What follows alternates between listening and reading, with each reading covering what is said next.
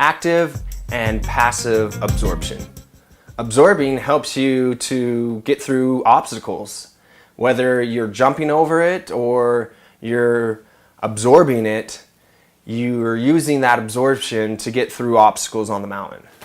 So it's important to know what's more effective. Do I want to absorb this actively, or do I want to be more passive and shoot over it like I'm jumping over it? Passive absorption is what a car can do when it goes and hits a bump. Its shocks don't come up until it actually hits the bump.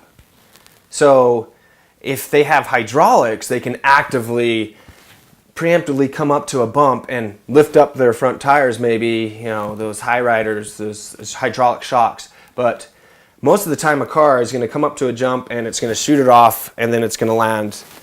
But a rider, if we're coming up to a bump and I'm actively absorbing, I will first see the bump and lift up my front leg before I hit it so that I'm actively absorbing it, so that I don't hit it and it really hurts to absorb it because all of my weight's on my foot and I have to lift it up.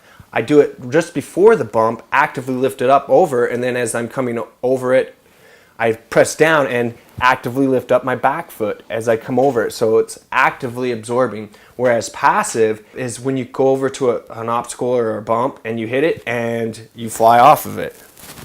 What do most riders do? When riders first get out on the mountain, they're more passive in their absorption. They may not know that they can absorb actively. An untrained rider might hit an obstacle through trial and error, see what works.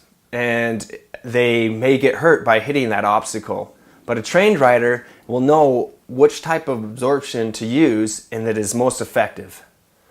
So the drill for active and passive absorption is to go out and try first passively absorbing anything. So this one's more of, hey, I'm going to be trying to shoot myself off and find these little jumps because I'm passively absorbing and it's going to shoot me out and I'll probably be getting some air. After I've done that, I'm going to try to do the opposite and actively absorb. Try to keep my board on the snow the whole time. So it's important to know what's more effective. Do I want to absorb this actively, or do I want to be more passive and shoot over it like I'm jumping over it? It's really important to have your board on the snow when you're in steeps, because as soon as your board lifts off the snow, you have no friction and you're going to gain the most speed. So when you're doing turns, and if I were to jump turn, I'm going to gain a lot more speed on a steep terrain if I jump turn than if I were to actively absorb and keep my effective edge on the snow the whole time. As soon as I get that board off the snow, I have no friction, I gain more speed. So it's really imperative that I keep my board on the snow and try to actively absorb instead of passively absorb or jump turn and leaving the board leaving the snow. This is just one of the many tutorials that we have.